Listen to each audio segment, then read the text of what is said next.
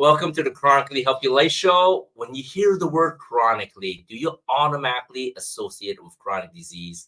I know we all do. It's been programmed right into us. But what if we flip that whole idea on its head?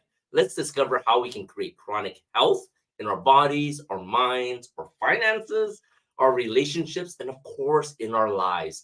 Let's jump right on in. I'm Andy, and joining me is my life partner in all things, Nina. So part of the relationship is neighbors, right? And you know that neighbor across the street, the one with the dog, is always happy, Yes. dancing around, walking the dog like that. You know, he's so positive. It's annoying sometimes, right? It is. And, let's not even talk about his dog because his dog is annoying to all the neighbors. Dog is probably very happy too. But he does always have his headphones dancing to Yeah, his own he's music. always happy. So like, there's this pressure to be positive. Sometimes it can be annoying, right? You hear a lot about be the change you want to see it in the world and all this positive thinking. Sometimes this whole mantra of happiness, sometimes it can be annoying. And sometimes you think they're beating it to death, but it really works, right? It does. So positivity is correlated to success in life in a number of areas, right? And researchers, they actually do like a meta-analysis of Mhm. 300 different scientific studies on positivity. I didn't even know people study that, but hey, 275,000 people in the studies, and the result is positivity produces success in life as much as it reflects success in life. So, such as like marriage, a paycheck, or better health. I wonder what that guy is.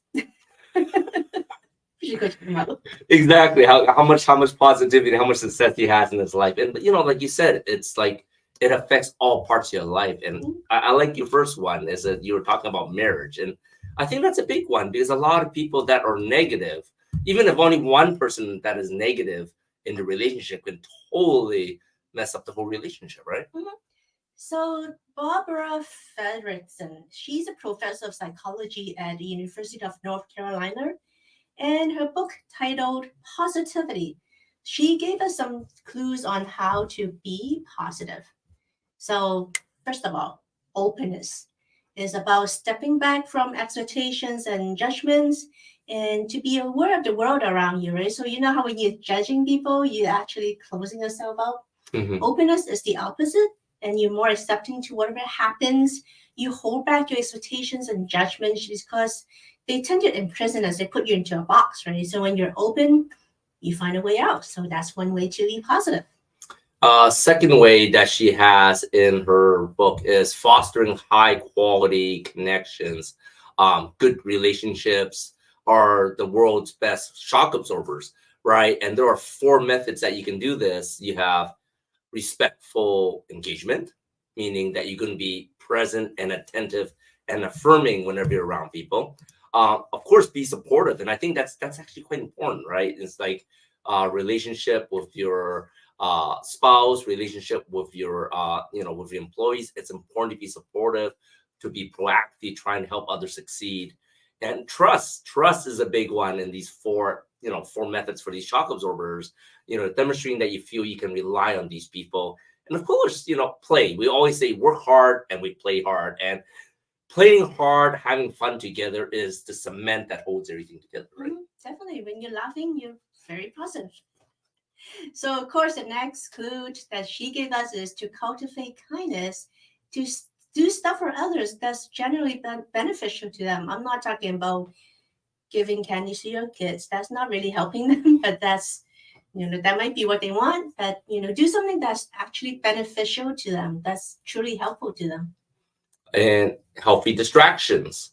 And that does not mean social media. I know a lot of people are popping to the social medias, but things that people are passionate about, like their hobbies. I think that's really good for a healthy distraction. For sure. So, how about disputing negative thinking? You can, avoid people that is toxic, Hmm. or there's certain times of day that sometimes it could depressing to people, Hmm. especially how people in Alaska, they tend to be more depressed Hmm. during the winter times because there's Correct. so much darkness in them. So there are ways to get around it. You can get like a brighter sunlight inside or something. Yeah, they have like Yeah. those sunlight lamps Mhm. that can actually change your mood. There's studies that show that. Yeah, so if you're aware of when your negative thinking happens, if there's a specific place or with a specific person, every time you see this person, you go, you That would be avoid my that mom. person. That would be my mom. You know, like people saw that she called during the show, and my face just changes over. I love you, mom, but yeah, I'm sorry. You know, gets me in that space. Gets me in that space. And then, of course, nature. Changing the scenery, go to nature, breathe some fresh air, do something natural and relax. That will help you with positivity. And of course, we should focus, on your signature strengths. Focus less on accomplishments and achievement, but more on the process. You don't need to change the world, at least not initially. Yeah, because we talk about, when there is a while, probably about 10 years ago, Mhm. they were trying to, you know, HR tends to identify your weaknesses and try to help you be better in those, overcome those weaknesses, Correct. which is great, but it's actually better to focus on what you're good at Hmm. and also focus on, accomplishments, right? Don't just focus on accomplishment, but on the process itself. Enjoy the process. You don't need to change the world. Sometimes we get fed this whole idea that you have to change the world to do all these things. You don't have to. You just have to do something that makes you happy and positive, and you're making change in that one person that you can help. That's all that matters. That's so true. And then, of course, the next one's meditation, like, just chilling out, pushing pause on your brain. It's so important to push out those annoying thoughts and letting them go. It's a lot of times, that's what keeps us up at night is just thinking of what's gone on in the day. Sometimes it's okay, that is the past. Let it go so we can process on towards the future. So it's really important to just let go of these annoying thoughts and just let them go to create room for new thoughts, right? Well, I gotta say, sometimes that doesn't work. Sometimes when you're meditating, when I'm meditating, Good. those annoying thoughts actually amplifies, and that's all you think about. So you actually have to change the subject in your mind and think Good. of something else, and then just slowly let it go. But next, of course, gratitude. We heard of gratitude journals. I know people swear by it. It does help, and the key is just to appreciate what we have, and don't just chase after things that you don't have. Appreciate what you have. And one that we try to do daily in our lives is savoring positivity, right? Savoring the good moments, enjoying the good, because life happens. I was going to see something else on TV, but life happens, and we concentrate so much on a negative. Like we just talked a little bit about negative. Like that's it's so hard to get these annoying thoughts out. But I really believe that for everything bad that happens, there's something good that happens. As long as we see the good that happened and focus on the good, then everything just becomes easier. Everything just becomes better, right? Sure. And the last one is, I think, is actually very important. Maybe one of the most important ones is to visualize your future, but visualize it to be the best in the days ahead. So it's almost like how we do vision boards and then you kind of meditate over it. So think about what your future, if it's the best future that you can ever have, what it looks like, and then visualize it, and that will make you more positive. That's great. And so we gave you 11 ways to think positive, but it's important. You don't have to get rid of all the negative. There's a secret ratio here that works best, right, man? So according to studies, very scientific, is a 3-to-1 ratio. 3 positive to 1 negative.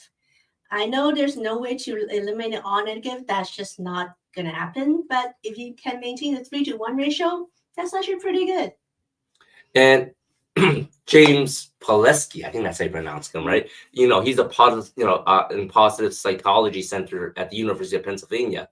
He recommends, keeping a positivity portfolio, assemble reminders of positive things that can just help you stay with that 3-to-1 ratio. Mm-hmm. Sometimes you just need those little reminders to give you positive thoughts. Correct, right. Like you said, scrapbook it, vision board on your computer, in your books, in your journal, whatever works for you. Take a picture, and when you're feeling bad, take a look at your picture on your phone, and it just changes the mood. All right, so I think we beat that to death already. So we can take a break. When we come back, we can have our guest of the week. We all hope to age gracefully so we can enjoy our later years full of energy, vitality, and good health. But so often, with age, our bodies start to show signs that things just aren't as they used to be. Our energy, skin, healing and recovery time, sleep, it all just seems to go downhill. Unless you're using LifeWave X39, the world's first product ever to activate stem cells, a true breakthrough in regenerative science that helps restore our bodies to a healthier, more youthful state.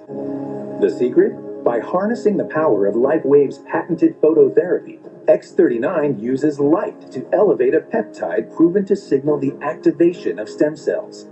Think about it. These are the cells that generate and regenerate all the cells and structures of the human body. They're the building blocks for our organs, tissues, blood, and immune system. They also serve as an internal repair system everywhere. But as we age, stem cells become less effective. Their ability to repair damaged tissue is reduced. In fact, by age 60, they've slowed dramatically. But all that changes when just one LifeWave X39 patch is placed anywhere on the body each day. It's time you experience the power of X39. Hi, everyone. Hey, have you ever wished that you could create a more peaceful and even environment in your home, especially around your children? I think every parent in the world wants that. And Alicia and I at Barefoot Learning Club, we've been talking a lot about aligned parenting. And essentially at its core, what that is remembering you're a person too. And when a situation arises, it's perfectly okay to take a step back, breathe, recenter yourself, as long as it takes. Sometimes it takes a while. Sometimes it's not just 2 breaths and I'm okay. Sometimes I need to walk away from my kids for a little bit of time and recenter myself. But what that allows you to do is come back and deal with the situation calmly, which then doesn't trigger that fight thing with kids. And just a tip between former teacher me and you guys, if they don't do their homework assignment all the time, it's really not the end of the world. It's really not. So sometimes you have to allow the kids to be empowered with that and just let them make that choice and come what may, and let that be okay rather than trying to control it. Because that's part of growing up, is learning how to make wise choices and understanding benefits and consequences. All right, you can do it. And if you need more help, check us out at barefootlearningclub.com/parent sanctuary. Okay, ciao for now. Hello, everybody. Welcome back to the Chronically Healthy Life Show. I am delighted to welcome our guest today, Shoshanna French. She's a just amazing person. You're going to love this, you guys. She cultivates wildly successful leaders through the practical power of intuition. As thing close to my heart. As the founder of Simple Spirit, a keynote speaker, and coach to NFL leaders, Broadway and television stars, million-dollar founders, CEOs, and business professionals, she generates unpredictable and profound results for leaders who are looking to develop a deeper connection to their purpose. Her passion, that shows in every word that comes out of her, is teaching others how to leverage their intuition to create lasting change and impact in the most important areas of their lives. Shoshanna, welcome to the show. Thank you, Christy. Andy and his wife were having the most interesting conversation. That was like, things are always perfectly timed. That was perfectly timed about positivity. That was really good. So thanks for having me on. It's amazing how that works out.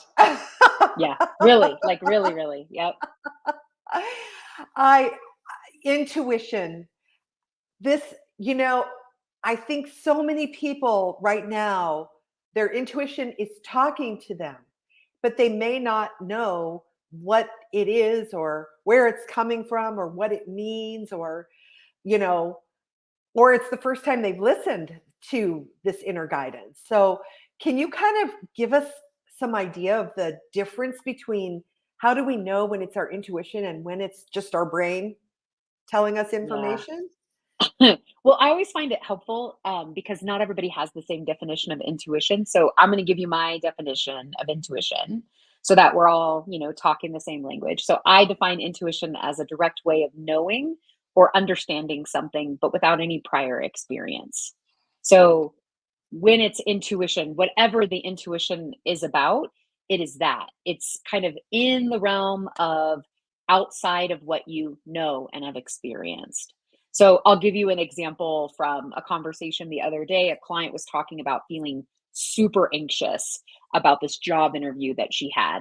And she kept thinking that it was like she's nervous because she doesn't know if it's going to go well. And she just kept thinking that and thinking that. And I reminded her that sometimes for her, as someone who feels in her intuition and communication, that it could be an intuitive message. So I just invited her to ask her body some questions. So she just asked a question, which is, what is my body trying to tell me about the job interview? And that nervousness that was present, it was a little more than that. It was like a feeling of discomfort. So she just kept digging in, and finally she had this awareness. Do not dress up, which was like, she said, the oddest thought she's ever had. So she kind of, in her world, dressed down, right? So like, normally she would have worn like a suit, but she just wore like a nice shirt and a pair of, slacks, not super fancy. And she walked in and everybody was dressed like in yoga pants and t-shirts and flip-flops, which was not what she thought this job interview would be. And they immediately, she fit in, right? She just kind of fit into the space. So the moment that she acknowledged, recognized to change what she was going to wear to the interview, that feeling that she had went away. So if it hadn't have been her intuition and instead just a random thought, she might have fed into her anxiousness. And then if she was like, oh, it's not going to go well, what should I do? It would have just kept going, right? Or her mind would have found something else to be anxious about. So instead, because it was a message, it just went away. That feeling, it went away because it was a message. So that's Yeah, kind of how you know the difference between the two. that's, the word should, as soon as the word should pops up, I know it's my brain. It's not my It's good that intuition. you know that. Don't shit on yourself. Seriously, Christy, that is well, and we do that sometimes because our logic is trying to solve a problem or trying to avoid making a mistake, whereas intuition is not for that. That's not what intuition is for. Intuition is that realm of what's possible. So it really, like, if you're using intuition in business, it's about innovation. If you're using intuition in relationships, it's about insight. If you're using intuition about your own health, which I have hundreds of examples of clients who've used their intuition to understand their own health versus what they thought was not working about them, and they actually trusted themselves. When you use your intuition about your health, it's more about deeper understanding of what's true. So in every area of life, when you apply your intuition, it's for different reasons, but it's never for solving a problem, because that's not what intuition is for. Mm. That's the And other little clue. Sorry. that, I was sorry, just going to say the that question you asked, which was, how do you tell the difference between your brain and your intuition? If you go back and you look, am I trying to figure out how to avoid looking stupid or making a mistake? That's going to be your brain. yes. And also, I think I've been realizing lately, when you say, should I do this or do that, it tends to be a brain thing, because it's a choice path. And it's like, well, which path, maybe it's better to ask, like, which path is better for highest and best good, or something like that. That's a great And question. yeah. Do you think that we're going to talk about your Into the Woo community, which I love, woo being woo. But do you think that there are certain spiritual beliefs that are required to tap into intuition, or is it available No, to and it's everybody? actually, no, definitely not. It's one of the things that kind of drives me crazy about my industry, which I've been part of for 28 years. There are no dogmatic requirements to tap into your intuition. Every single child is intuitive. It doesn't matter where they're born, where in the world they're born, what is the color of their skin, what religious belief they have. Doesn't matter. Doesn't matter what their culture is. Every single human being has the capacity to use this thing we all have. And if your beliefs help you trust it more, lean into your beliefs, please. But if they're telling you to ignore this thing, then maybe you should question how you relate to intuition. Definitely. Anybody who's telling you to ignore your innate knowing about your, especially about your own body or your own life, it's like they don't know more than you do about your own life. Definitely not. Yes, that's what we talk. I talk about with related to kids with teaching and parenting a lot, because we tend to disregard our children's intuition, and they're extremely intuitive. They pick up on everything. Yeah. So Well, they don't have all those rules that we have, right? All of our sophisticated rules for fitting in. When I was in second grade, I had a teacher who I could tell didn't like me. It was really obvious to me. And I told my mom, and my mom was like, I think you're being too sensitive. And so like school went on for like another, month and a half. And then the like initial parent teacher meeting, and she came in and she met my teacher. And when she got home, she said, okay, let's find you a new teacher. And I remember being a kid and never asking her what she discovered. But as an adult, I asked her, and she just said, there was a way she was talking about you that I could just tell she was not appreciating who you were. And I just knew we needed to get you out of the class. And so sometimes kids say things and it sounds like they're being fanciful or super sensitive, but in my family, post that happening, if Shoshana had a feeling about something, they trusted it because it was pretty right on. My ability to read people has always been really good. And now that I understand intuition, I understand why. I'm like, oh, yes. And credit to your mom for listening to her intuition and picking up on Exactly. that. Yeah. That's Thank goodness. amazing. Thanks, Mom. Thanks, Mom. That's yeah, I think I've had this mine experience went the other way, where I was highly intuitive, and I would tell people things I was picking up on, and they would be like, oh, you have such a vivid imagination, and oh, poo poo, and be quiet, I don't want to hear this anymore. And it shut me down for a lot of years, because yeah, that you tell a child that enough and they shut down.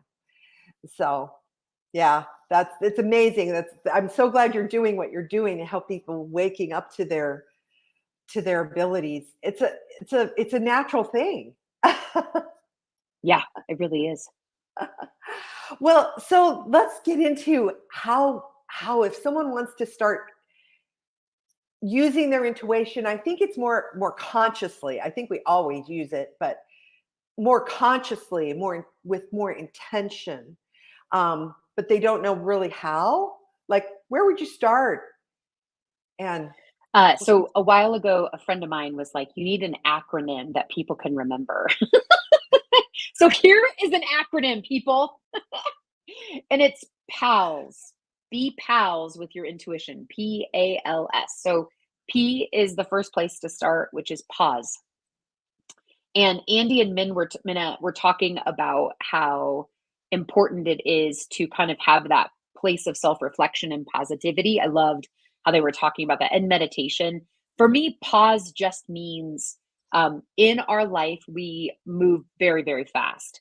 We're on our phones, like there's so many red dots, and then we're on our email, and there's so many emails, and then we're with our there's so much more information and required attention that our attention is required for in life nowadays. So mostly, which is like, I think people in every industry say this, like you're burned out or you're really tired or whatever. So pause, just pause. What that looks like in the world of tapping into your intuition is just give yourself 5 minutes. That's it. Just take 5 minutes and sit and breathe. Like that's just a good first place to start. So pause. And then the A stands for ask. For the most part, how we consciously connect to our intuition is we have to really ask our intuition questions. And remember, I was saying before, like our logic wants to fix things. So the kind of questions we tend to ask, just like you said, we should all over ourselves, which is not great. So the kind of questions that are helpful are more broad and open questions, like what serves my highest and best good now? Is this in alignment with me? What would serve me next? What would bring me closer to my spouse? What is the next step in my career? Like those kind of questions. Ask great questions that you're really genuinely curious about. And then the L is listen. And I'll be really clear with everybody, that part's the hardest. What is helpful in the world of listening is understanding how your intuition works. So when you start practicing listening, understand, do you hear when your intuition comes in? Do you see when your intuition comes in? Do you know? Or do you feel? Because all of us, how our bodies translate intuition is like a smidge different. So that's a good place to start is when you listen, are you seeing stuff right after you've paused and you've asked a good question? Are you feeling stuff? Are you knowing things? And then the S stands for strengthen. And for me, the way you strengthen is by practicing. So rinse and repeat. Pause, ask, listen, and practice it over and over again. Like anything else, like I just think of when I was like 15 and a half and I had my driver's permit. And I remember feeling like I don't know what I'm doing and I'm going to run into another car. And then like dumb stuff would happen. I'd be like, wait, where's the brake? Like I couldn't, like all of a sudden my mind would go completely blank. That's really normal when we're new at things. So what I always tell people is your intuition has been talking to you all along, but it's highly likely that you were either overriding it because it felt like a random thought or just like an upset tummy when in fact it was a very strong no for you. Or you just heard like random words in your head and you're like, am I just talking to myself? So sometimes we've overridden it over many, many years and not realized that that was our intuition. It takes practice to build the neural pathways to believe and trust that intuition is a legitimate way to make decisions. That will require practice. So PALS, be pals with your intuition. I love that. That's a really great acronym. And it's so positive. And it gives you permission to just take that moment. Alignment comes when you step back from you're like you said, it's just this life is so crazy now. And turn off devices, take a walk outside, breathe the air, or just pet your cat or just breathe. Right. I can't tell you how frequently I tell clients, why don't you tell me what you do first thing in the morning? And then they're doing like 8 things at once. Well, I'm like responding to my emails, drinking my coffee, eating with the other hand, making sure that my kids are doing their homework, and I'm keeping an eye on the clock at the same time. I'm like, oh my God. Like, okay, so what I want you to try doing is just one thing at a time. And so that sometimes is a huge thing for them, just doing one thing at a time. Oh yeah, especially for women. Mm-hmm. Women think we were just discussing that this morning about how women take on everything. We feel like we have, we take care of the kids and the husband and the parents and the chores and the shopping and then plus, those of us who have businesses or careers or work, and in addition to everything else. And and then it's very easy to have that quiet, still voice get lost in all that shuffle. So true. Yeah, it really is. And I would say, just from working with primarily women, which I do, is that when women are, what I've noticed is all of us are tapped into our intuition, men and women both, but we don't always recognize, like I said. So one of the like really cool gifts when you begin to trust your intuition is you actually begin to notice how frequently it is communicating to you already. We get, depending on how our upbringing is or how our relationship is to emotions, we're getting feelings about things or understandings about things or insights about things all the time. And so when you start tapping into your intuition, it's just this, it's like a sense of ease. I mean, I've had so many clients who were being told one thing by a doctor, for example, and their whole being was like, this doesn't feel right to me. And they trusted themselves instead, and like trusted themselves to advocate and sovereignty over their own body. And things turned out brilliantly Mm. because they trusted themselves instead of following what somebody else said. And that could be said for every part of, when they say chronically healthy, all the things, right? It's like, both for your health and happiness, your physical health, but also your mental and emotional health. Intuition can help in all of those things that health includes. Yes, yes. The it's I know, like, I think a lot of times for me, when I really started thinking about it, things come to me in the shower. And I think it's because there's only one thing you can do in the shower, and that's just take a shower. And so your mind still has to kind of focus on, I already washed my hair, don't wash it again, or whatever. And there's enough mind focus to distract it from interrupting the intuition, and I get hit with something, and it's like, it feels like a message. That's amazing. Well, it's also like your brain, the basal ganglia is where where habits are. And so showering is a habit. So it's an automatic habit that you don't have to think about, but it's enough of an occupation of your brain, just like you said. I love how you said that it allows. So what I ask people to do is, what's a thing that you do every day that you don't even think about? And then attach PAL to that.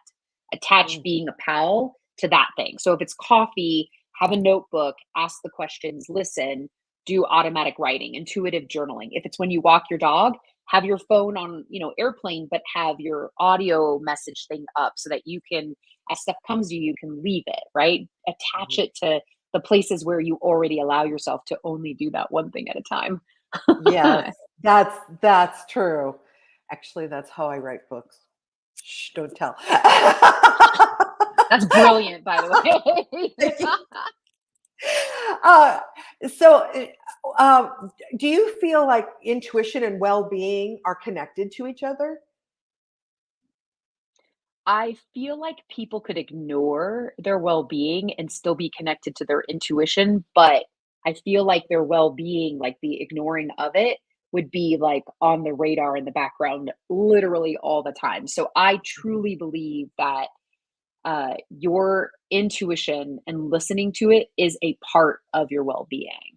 Like, Mm. because when you're listening to your intuition, it builds trust in yourself. And like they said so many smart things at the beginning and the top of the show, but I'll say that one of the really smart things is that as we build trust in ourselves and build these new habits that have us feel healthier, happier, and really living like lives that feel more successful and fulfilled for us, a part of that is deep trust in ourselves. And that comes from, listening to your intuition. So, yeah, for sure. I definitely think that they're connected. Yeah, that makes complete sense. And it's true. The more you listen, you do get this sense of ease. That's what you said. It feels like a sense of ease. And that, I mean, how many people we can all do with that? Yeah, we can all do with more of it, right? You can't have too much ease. No. Shoshana, tell us about, you have a free fun group. Tell us about your group So here's what I've been finding recently. There are so many people like you and I. We were just talking about this the first time we met. Lots of practical people who are a little woo. And so I created this group called the Into the Woo. It's a community. And this thing across the bottom is how you can join our WhatsApp group. It's totally free. As of today, we have 71 people in the community and great conversations. Every week we talk about, how do you tap into your intuition? How do you take spiritual practices and make them practical? You read a great self-help book. Now, how do you integrate it into your life? How do you have deeper connections with people? How do you communicate more clearly? And then I offer freebies. I have a lot of meditations and I pop them in the group, and then people try them out and let me know how they worked and if they like them. Today, I answered a question intuitively for anyone who popped one in the chat. And I think last count, it was like 18 or something. And so that's been really fun today. So that's the kind of stuff we do in the Into the Woo community. Oh, and it's so fun. I'm in there, you guys. I love it. It's fun. You have to. So if this appeals to you, pop in. And if people want to reach out to you, Shoshana, how can people reach out to you? The easiest way is you can text me that number, let me know that you saw me on the Chronically Healthy Life show. So that way I have a connection and know, or you can just email me. Or if you just want to find out more about me, check out my website, simplespirit.com. Wonderful. That's awesome. Shoshana, I wish we had, 3 hours to talk instead of just another minute here. But thank you so much for coming and sharing your wisdom with us. That was awesome. Thank you for having me on. It, like I said, it was perfectly timed. There are conversation at the top of the show. You can't get too much of that positivity. Yeah. I think it's Yale. I could be wrong. Yale has an online course called the Happiness Course, and I have a bunch of friends that took it. It's free. That took it during COVID, and just the lasting impact and positive impact in their lives of focusing on what is working. It's really smart. Yes. Okay, everybody. When we come back, we're going to have the biohacking tip of the week. So stay tuned.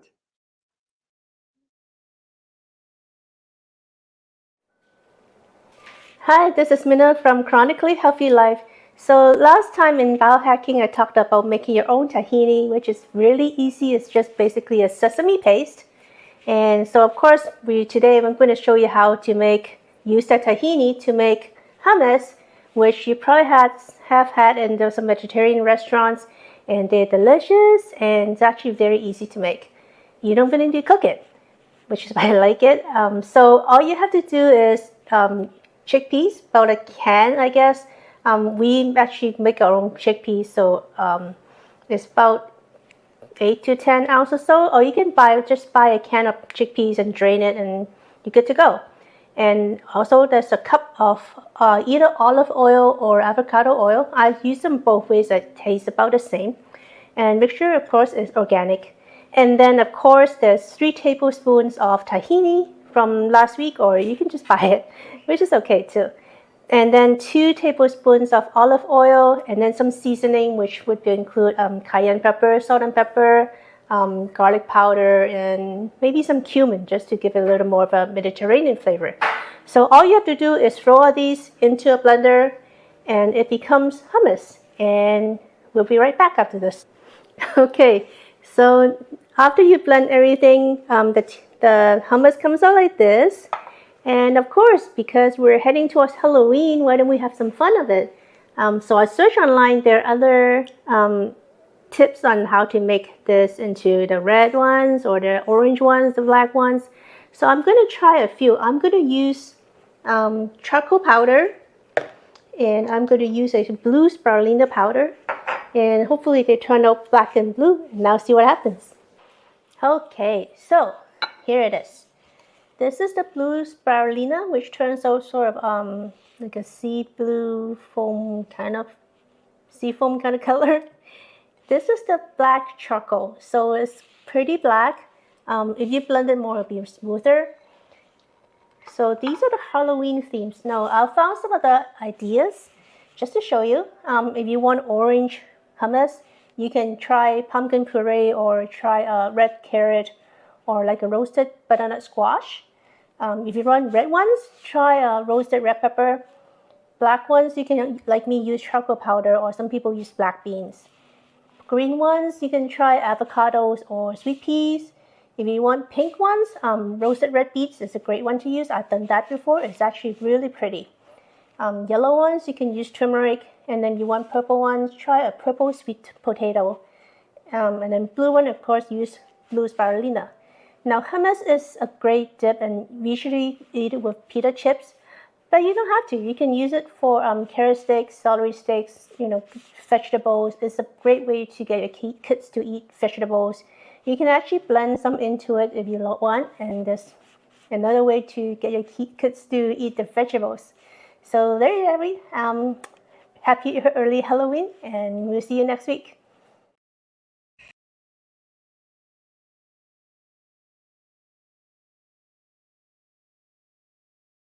Hi, everyone. This is Christy Boyd Johnson of the Barefoot Learning Club.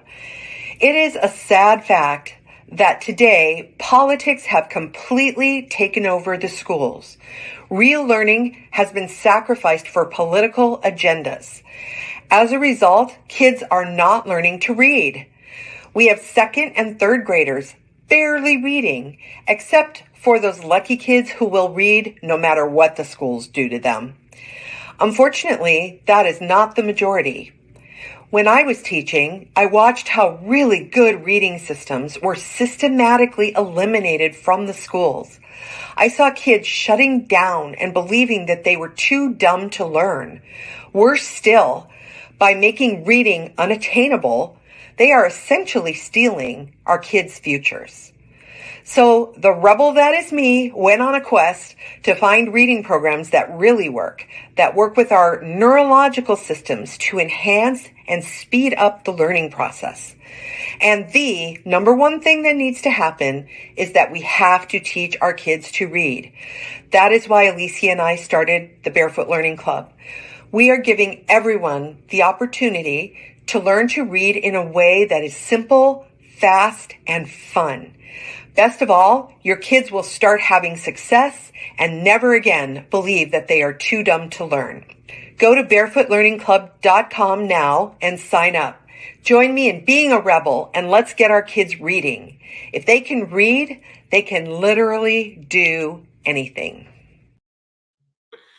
I love what Shoshanna was talking about intuition, because I think a lot of people don't follow the intuition when it is literally screaming at them. I think for us, we're lucky enough to follow your intuition to get out of Dodge when we left California 2.5 years ago and come to Texas. And now everything has opened up for us, right? Our business expanded, finances are better, our health is way better, right? And in general, I think we're happier too, making some amazing new friends. It's been amazing when you trust your intuition, even though there's so many people telling us not to go.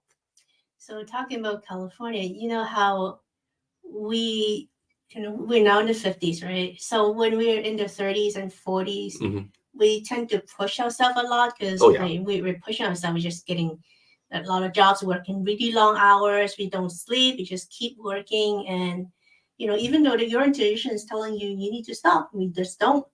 Yeah, because you just have to keep hustling. Like that is the mentality, especially with the people around you, the people that's pushing you, right?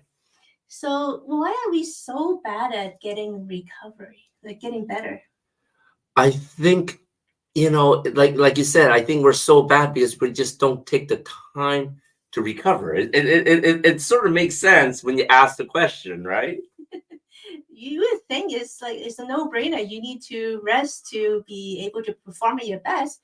But until we're now in the 50s, we never knew how important it is until one day you just collapse, and that happened. That has been happening to a lot of people. That is so true. That's so true. And so there's this article that you dug up about Kevin Durant, and we're originally from Bay Area, Golden State Warriors, right? Everyone's going nuts. We're never a big sports fan, and we're probably going to get haters now. But anyways, funny thing, 4.5 years ago, during a playoff game, Kevin Durant from Golden State Warriors, and of course, they're playing against the Houston Rockets, where we got here now. What happened to him? So, during the time we were in the Bay Area, right, everyone's cheering for the Warriors. Oh. So when he got hurt in one of the playoff games, they were really upset. So I guess there's a lot of pressure for him to go back. So exactly. All he did was he ripped his muscle fibers in his calf, which was from a part injury, which obviously didn't recover completely. So when he did that, it took him out of the game until Game 5. And then he tried to return to the game because all this pressure from other people saying, why aren't you better yet? Can you go back and play? Because obviously they're losing, right? Yeah. And of course, he got hurt again, and this time he ruptured his Achilles tendon, which is a big deal. And they lost the series, right? He lost the entire season of play because he tried to rush his recovery. And, we find that the higher the achiever we are, that you are, the less that, that you take time to properly recover. And I think, active recovery is so important, right? Yeah, we talk about like Olympic athletes, right? You don't have to tell them to work hard to practice. It's hard for them to actually sit down and recover. Correct. And so we had this interesting book. It's called the book Recovery. I think that's what the book's actually The called. book is called Recovery: The Lost Art of Convalescence. Convalescence. Yes. So it's a book by Gavin Francis, Mhm. and he write about how illness is not just a matter of biology, but it's also of psychology and sociology. Right? So it's always pressure, the stress, and how you're thinking negatively. Mhm. You're trusting your intuition. So setting aside time to recover may feel anti-ethical to like our modern life sometimes. It's just, why aren't you helping out? Why aren't you, participating in a game? Whatever it is. But, when you fail to do that, you take the chance of actually taking a much bigger loss. Kevin Durant, in his case, he lost the entire following season because of the Achilles tendon. And it's just because he was trying too hard to rush to recovery. Correct. And who knows what type of damage that may have caused in the long run too, Never right? know. So like after an infection, surgery, panic attack, a lot of patients, they are increasingly feeling the need to, to have permission to recover and to treat convalescence less as a chance to heal than as something to just get over with. They just want to just get over recovery so they can get back into life, right? Yeah, it's almost like, you need to ask permission to stay back and recover. Mhm. It's almost like, you need the doctor's note to hand to the teacher saying, I need a day off, or, when you talking to your boss and, hey, I need to take a day off because blah, blah, blah. I need some time to recover. That sometimes doesn't turn out well. Like, and then you go back to your pile of work and that just stresses you out even more. And that brings back your old injuries. That is so true. And even for sickness, a lot of people don't know that, right? Like your immune system is totally dependent on not only your gut, but also your stress, right? So if you're not totally recovered, now you jump back into work, guess what? The stress is going to take you much longer to recover from your sickness too. Mm-hmm. So convalescence is actually a really old term. It's so old that Hippocrates wrote about some components of a healthy life 2,500 years ago. 2,500 years ago. A long time ago. That was BC. Yeah, that is BC. And he treated recovery from illness as an essential step, right? And emphasizing the healing powers of nature. So his idea influenced the restorative bath of the Romans. Remember the Roman baths? Yes. Which are considered essential for maintaining health and treating weakened soldiers. Which probably, have, evolved to like cold baths and ice baths or even crowd chambers nowadays, right? If you think about it, right? It's Remember Spartacus? Yeah. There's a lot of benefit. And then during the Industrial Revolution in the mid-1800s, the society actually transformed so much that people were moving away from the farms and back to the factories because they make a little more money. But then they got stuck into that kind of lifestyle that is actually making them sick. That's too much work, too much stress, not enough sleep. The diets is starting to turn bad during the time, and polluted streets, of course, housings, that's crowded, and then this fast pace of technology change. This is back in the 1800s. Right? And think about it nowadays, everything is 10 times faster. We are even working even faster. We have a lot more work. We sleeping even less. Our diets are super bad, especially in American, the SAD diet. This pollution is in the air, it's in the water, it's everywhere around us.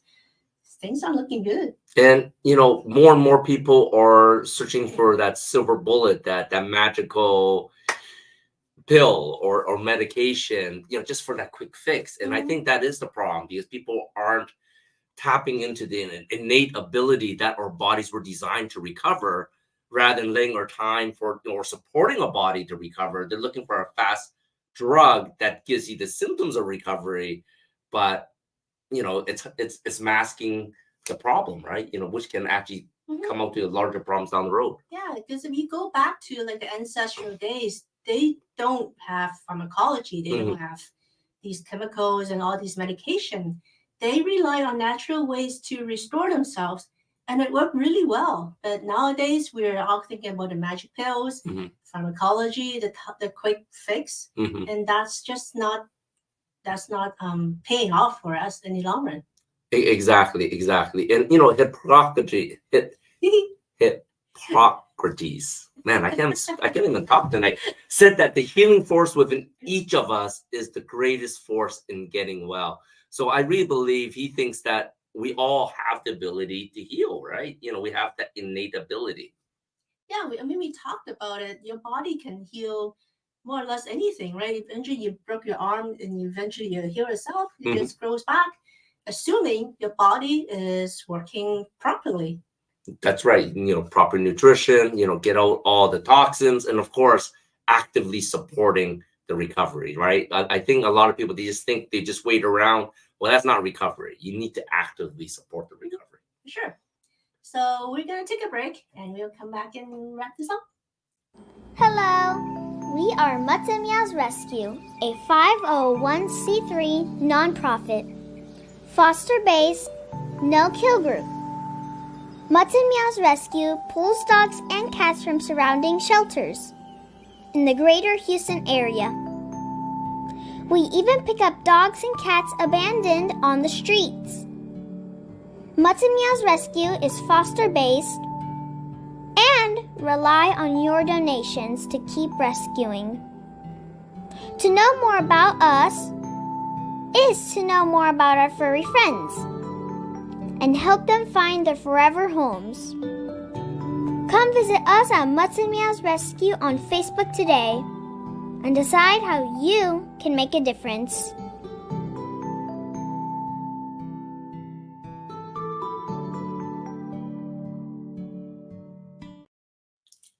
Welcome back to Chronically Healthy Life. So if there's one thing that we want you to take away today is to trust your intuition and take your time to recover. And of course, the magic ratio, 3 positive thoughts to 1 negative, right? It doesn't have to be all positive, but we can always use a little bit more positivity in our life. Yeah, it might take some practice. Those little cues, the little things that you do to remind you how to be positive, those things help, but maintain the 3-to-1 ratio. And next week we're going to have Jill Lake joining us here, so don't miss that. And of course, join us here on Friday at 7 p.m. CST. You can watch past episodes at watch.the360tv.com. I think we have over 20 episodes by now, right? Yeah, we have quite a few. So, go back and watch us. With the beginning, we're actually pretty kind of crappy, but there you go. So it was in the e360tv.com in the Vitality TV network. And of course, we love to hear your comments. Let us know what we do good and what we do that we need to improve on. We love to hear from you. So drop us your comments on our Facebook page, Chronically Healthy Life. You can also rewatch this episode and all our past episodes on our website, chronicallyhealthylife.com, on our YouTube channel, or anything you want to tell us, just email us at anything@chronicallyhealthylife.com. We'll see you next week. See you next week.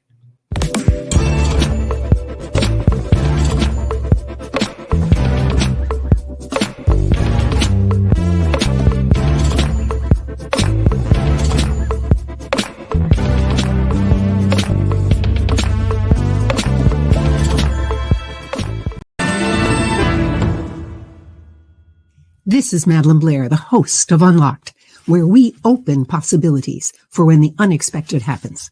Join me Thursdays at noon and again at 8 p.m. Eastern Time on the Business Network, right here on E360 TV.